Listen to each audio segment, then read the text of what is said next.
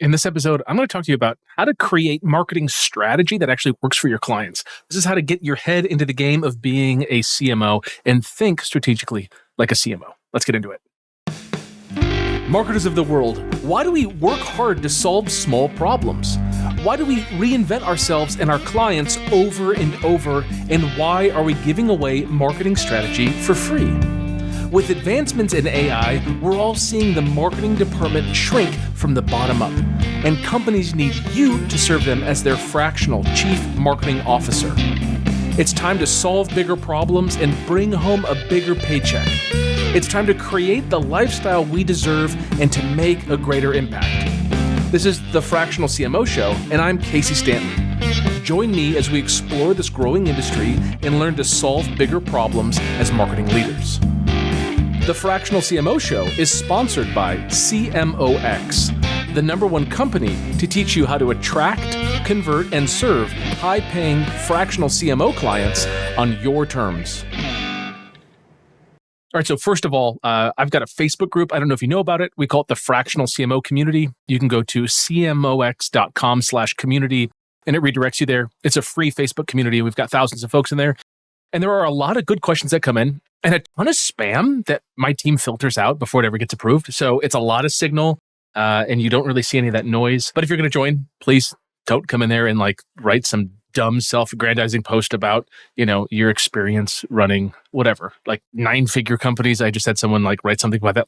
Who cares? All right. That aside, let's talk about this big idea here of how do you think strategically as a CMO? So someone said that they want to work with a company and they're talking to the COO, and the COO is doing all the marketing stuff, which is not uncommon. I mean, I would say it's more common for the CEO to be doing it, but it's great that the CEO has a COO at the cost of the COO not having developed processes or SOPs. Hearing this, you're probably like, well, what is a COO doing if they're not doing processes and SOPs?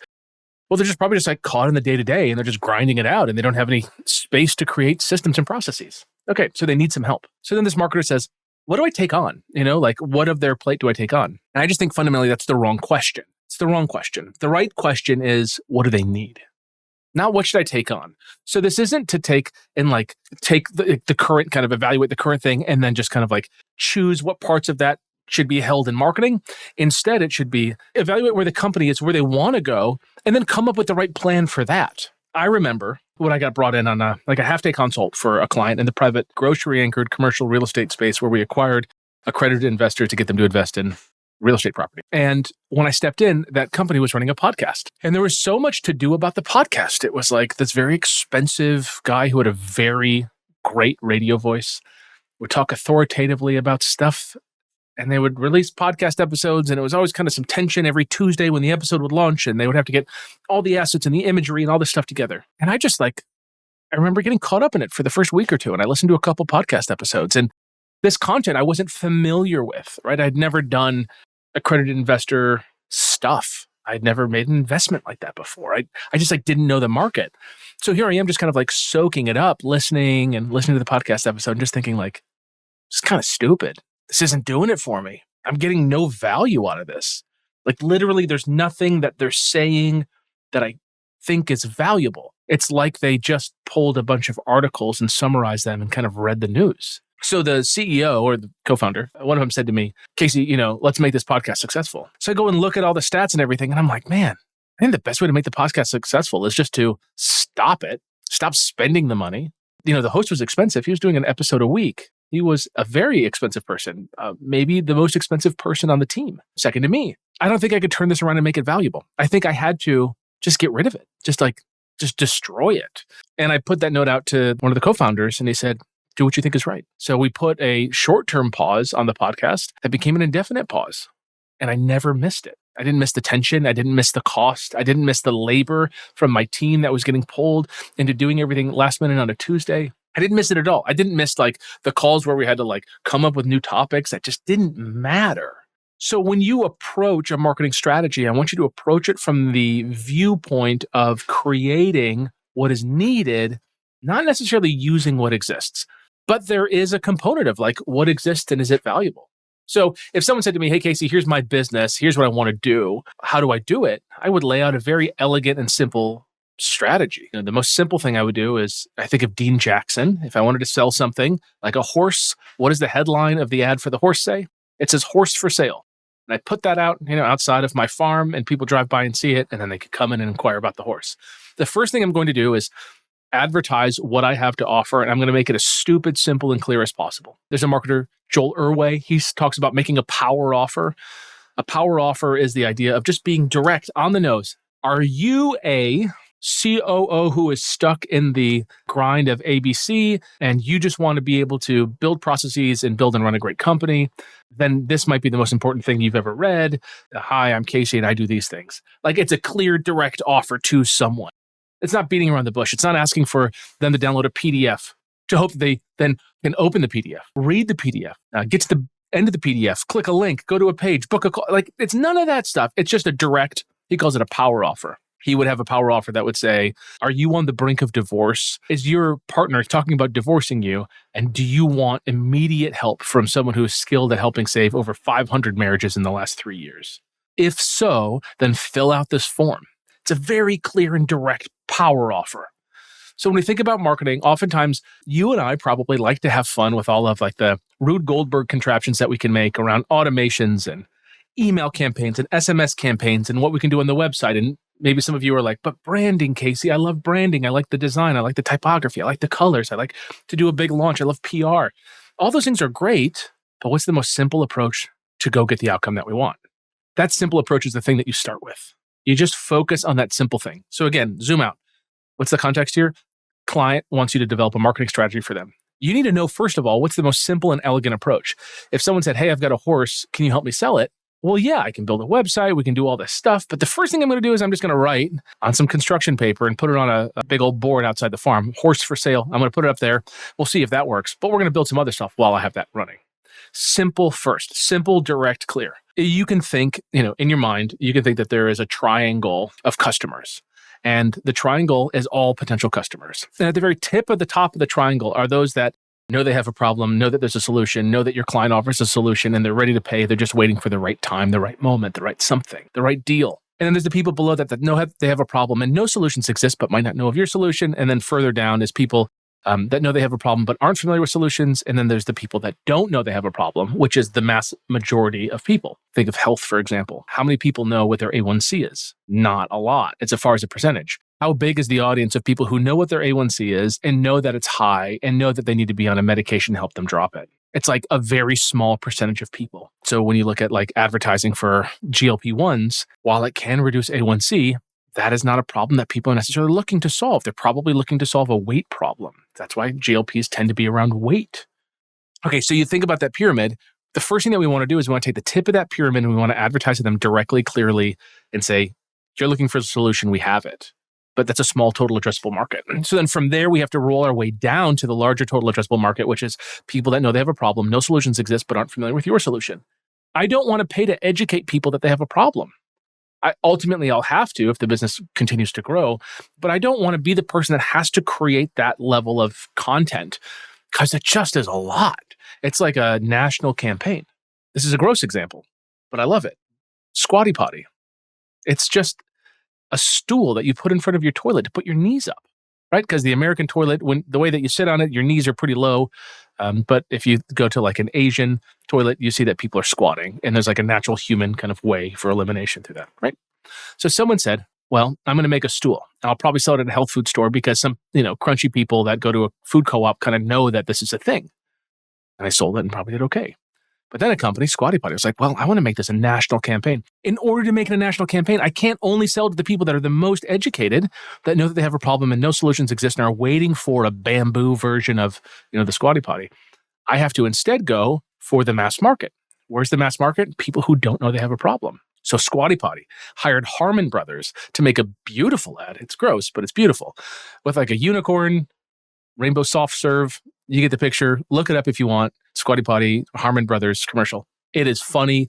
There's like kind of like a knight in it that looks a bit like the Burger King guy. I don't know. It's great. It's really funny. It's really well done. It's humorous. It was expensive for them to produce, but they educated the market.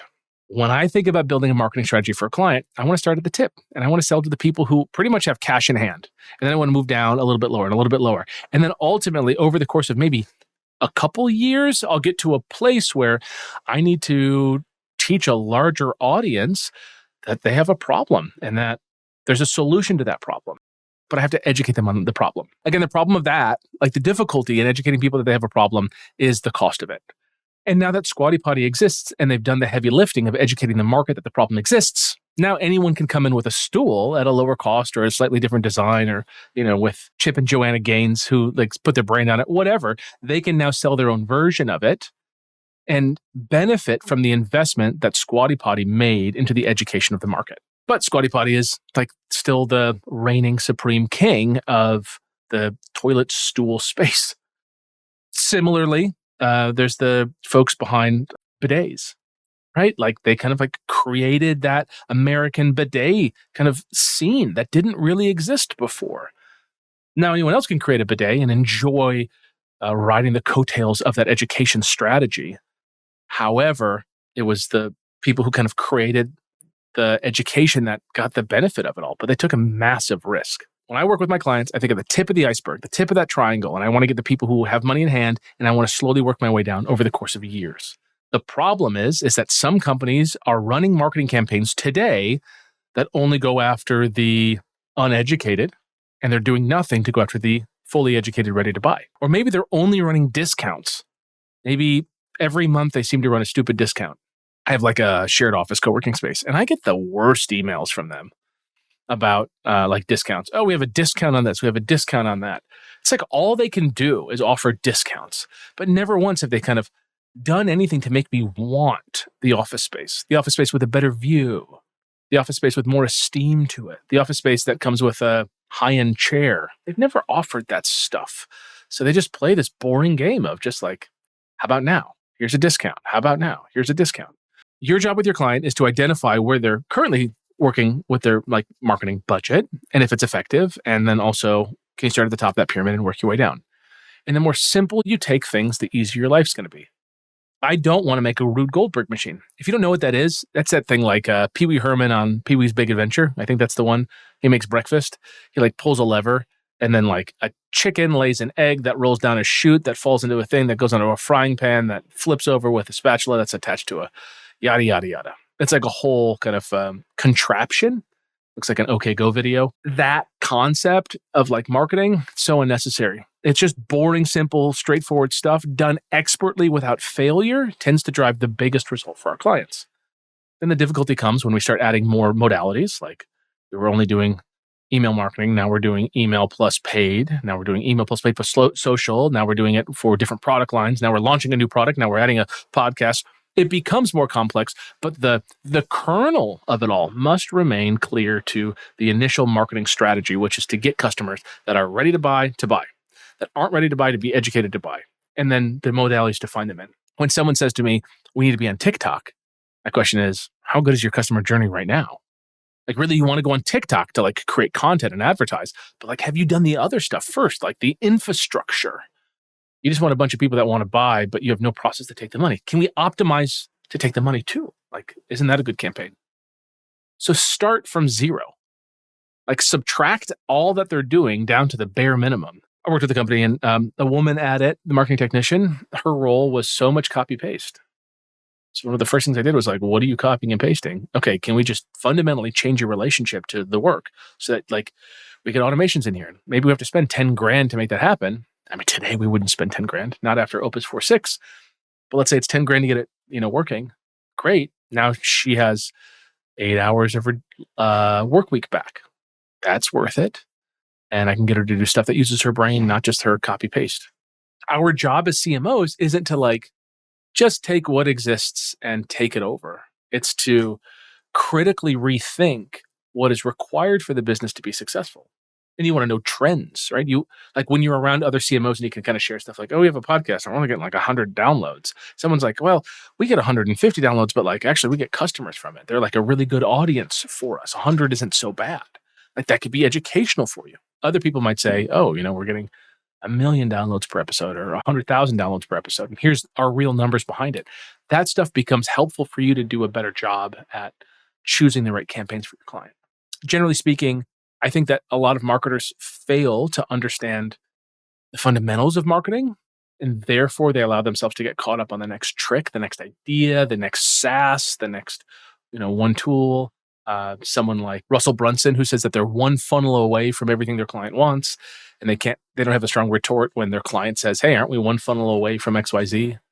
Rarely are you one funnel away. Rarely are you one trick away. More often than not, you're the basics away, done expertly without failure, without losing focus. I can't tell you how many companies I've worked with in the past where one of the things I say when I'm like doing my initial analysis of them after they've paid me, I say, "Well, what's worked really well for you in the past?" And they tell me. I say, "Cool. Are you guys still doing that?" They're like, "Nope." "Oh, okay. Why'd you stop doing the thing that worked really well?" They're like, I don't know." Or they say, "Well, we had a gal and she would go to those events and now she's a manager. So we just don't have the capacity for it." It's like those kind of ahas.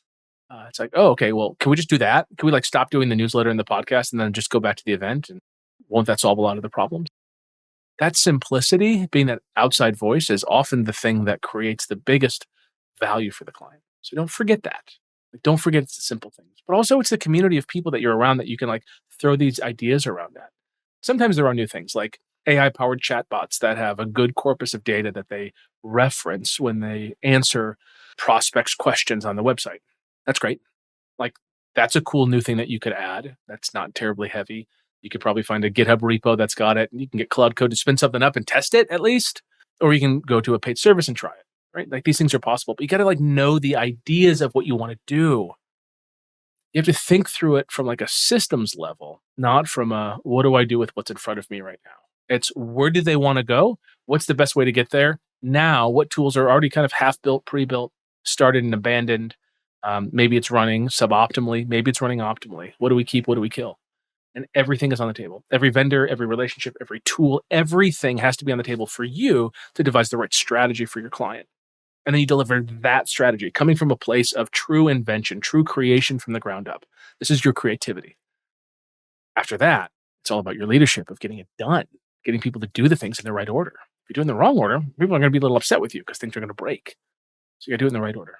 Do you want my help doing that? I'd love to help you. It's what we talk about all the time at CMOX. I mean, we had boardroom. We're doing 2 boardroom calls a month. Man, we're having fun. One's like a little more personal, and then the one's just about like topical questions and skill shares, and we just like are playing and having fun. I'll tell you, our CMOs are killing it right now. I really love seeing how many women are so successful. I think kind of for the first time across the board, like the women are dominating in both like earnings and I would say probably in fun. We definitely have some guys that are doing really well, but a lot of women are just crushing it right now. It's just awesome to watch. And I want to say, like, not that it's a competition, but it is a friendly competition. One of our CMOs just stated that she wrote $1 million as her annual goal for 2026. That's what she's trying to bring in. And one of the other CMOs heard that, and she was like, "Oh, shoot. Okay, that's my goal too." So now they're kind of competing against each other. Who's going to hit it first? And I think that's really exciting. So if you want to be in a room of people that are hungry for growth, that are really serving clients well, that where the clients on their own volition renew. Like, you don't put them into a headlock and say, "You're going to pay me until the end of time." You are in a really good, clear relationship where they get to renew if they want to. I mean, contractually, you have terms in there that are supportive for you, but generally speaking, right? It's like this is like a consensual relationship where the client wants you, where they're thrilled with your work, where you continue to deliver more and more value over time. You want to be in that place. You want my help. You want these other CMOs to be there and support you and cheer you on. Let's see if you've got what it takes to be a CMO inside of CMOX. We've got something really special going on, and it's just getting nerdier and better, especially with this AI stuff. What we're doing, I really feel like, is at the bleeding edge. I'm consuming a lot of content around AI. I'm playing for the last 4 weeks. I think I've probably put in no less than 2 hours a day, 7 days a week. Some days a lot more. I mean, today I've probably put in 4 hours just playing with these tools and learning. And I've got a lot that we're doing for clients and really kind of how things are being restructured for what marketing technicians do versus what the CMO leads the brand to do. It's cool. I'm finding my footing here on like this kind of weird dynamic, this duality of I don't want you to do implementation, but also if you can get the outcome faster than it could take you to find someone and hire them, what do we do in that situation? And how do we do that in a way that protects you and doesn't open you up to scope creep and things? So we're having a lot of fun conversations around that so that we can move faster for our clients. I feel like with all this innovation, the speed of your client's innovation has to keep up. And if it doesn't, some upstart is going to do it. They're going to just beat any incumbents in the market and take it over. So if you're using AI intelligently, I think that you stand a fighting chance of being able to keep your clients relevant. That's the big thing. It's like relevance. I could go to any website right now and I could knock it off in maybe 30 minutes, deploy a new server with a brand new website, knock off someone's site completely. And then I could spin up through Claude Code, a SaaS tool, and have a decent SaaS tool by tomorrow morning. I could have all of that stuff. What's the difference between that and your clients? Well, it's that your clients have a brand, they have experience, they have thoughtfulness, they're innovators. They need you to support them on marketing, and the pressure's on. The pressure's on right now. Software developers, they're not doing well right now. They're losing their job. They're saying like, oh, people are going to get restructured. It's like, I don't think that's really it. I think software developers, by and large, are just going to lose their footing. What are we going to be able to do as marketers? Well, we have to rise to the top to be this top marketer in our industry and in the company. We have to be the CMO and then have a couple clients that we serve as the fractional CMO. That is your ticket for safety, for fun, for innovation, for meaning, for significance, for relevance. That's what we're after right now.